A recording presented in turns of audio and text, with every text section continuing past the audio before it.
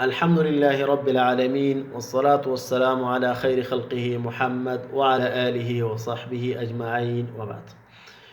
ورونو د مؤمن با دائما په الله رب العالمین باندې خو ګمان لري. دنیا کې چې روان دي الله رب العالمین د انسانانو د خیر د پاره پیدا کړی دي او د غزمکه کې چې څه شیان دي الله رب العالمین د انسانانو د پیدا لپاره پیدا کړی دي. د دې وجنه یو حدیث شریف چې بخاری او مسلم راوړي رسول الله صلی الله علیه وسلم د الله رب العالمین روایت کې چې الله رب العالمین وایي چې انا عند ظن عبدي بي، چې زه د انسان د ګمان چې کوم ګمان په ما باندې بنده کوي نو په هغه سي تعامل ورسره کوم. که چیرته د خیر ګمان کې الله رب العالمین ورته خیر ورکوي. په دې وجه مسند کې حدیث دی رسول الله صلی الله علیه وسلم پکې وایي چې الله رب العالمین وایي چې بنده په ما چې څه خوښي هغه سي ګمان دی وکړي. د دې وجه عبد الله ابن مسعود رضی الله عنه وایي چې زمانه په هغه ذات باندې قسم وي چې د هغې نه ما سوا بل رب نشته دی، چې کله یو مؤمن ته د دینه بل غټ خیر نه دی ورکړل شوی چې هغه الله رب العالمین باندې خو ګمان ولري.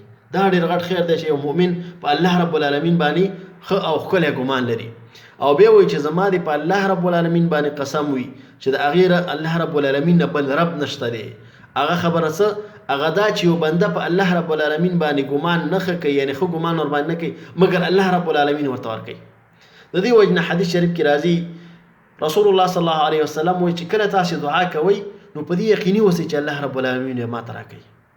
تاسو سوچ وکړئ الله رب العالمین په موږ او تاسې د مور او پلار نه ډېر مهربان دی، د خپلې مور نه د خپل پلار نه د ټول عالم نه. نو څنګه الله رب العالمین په موږ باندې شر اراده لري؟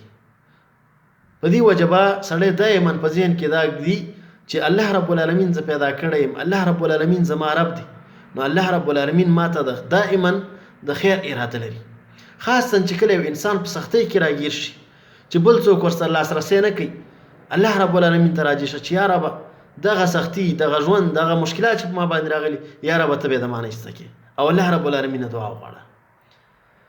دغه رنګې د دنیا حتی د مرګ په وخت کې په هر وخت کې چې کله انسان باندې مشکلات راځي باید الله رب العالمین ته رجوع وکړي، او حتی د خوشحالۍ په وخت کې الله رب العالمین ته رجوع وکړي.